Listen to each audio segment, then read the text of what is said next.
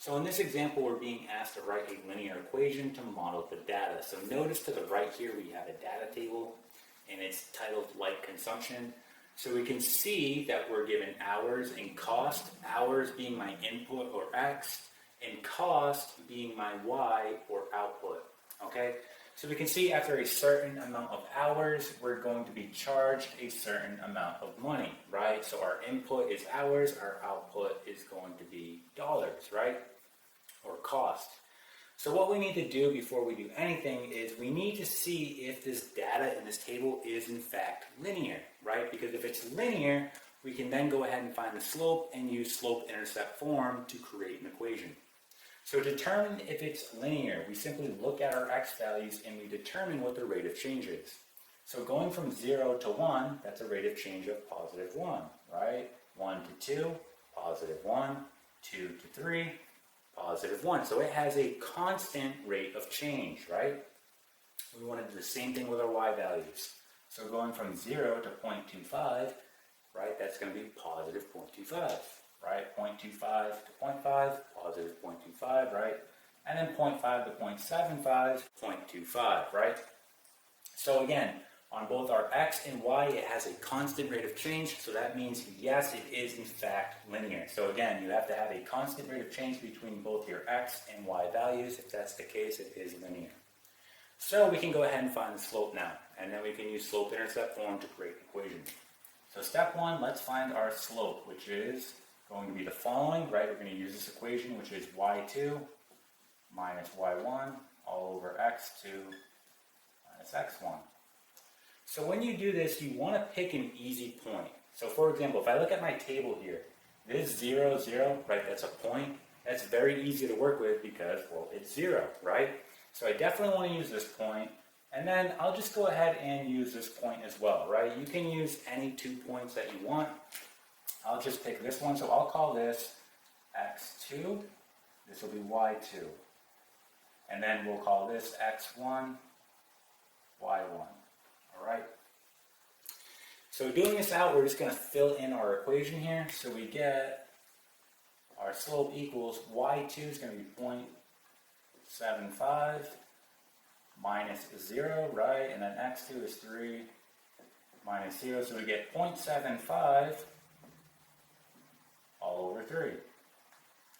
Now see how we have a decimal in our numerator? We don't want to leave it like that. So we know that 0.75 is really 3 over 4. So what I'm going to do is just rewrite this. We have 3 over 4 all over 3.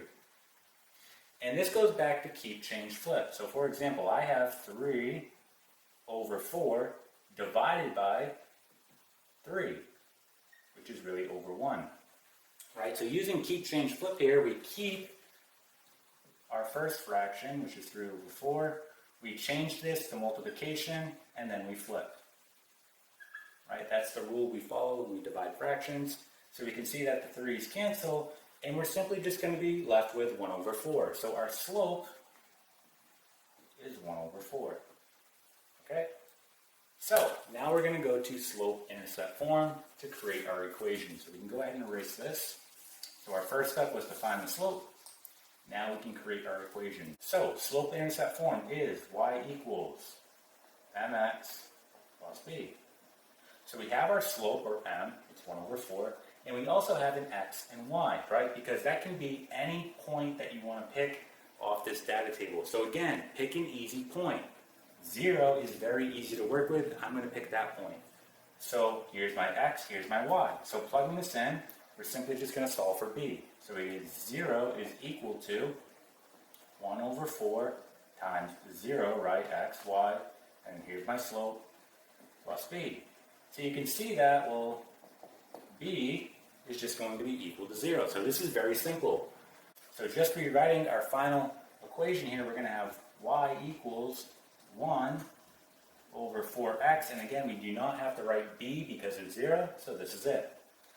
So here is the equation that models the data, right?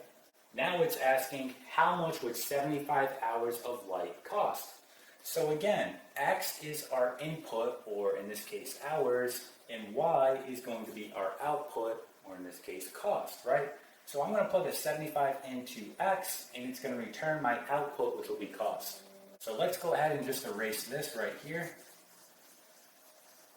Okay, and let's plug this information in. So we get Y equals 1 over 4, and I'm going to plug in a 75, which is really 75 all over 4, right? And when we do this out, we're going to get 18.75. So 18.75. So we can write our final answer in dollars. So we're going to get 18.75, right? And this is in dollars. So this here is going to be how much it would cost to run the lights for 75 hours. Okay? And that is it.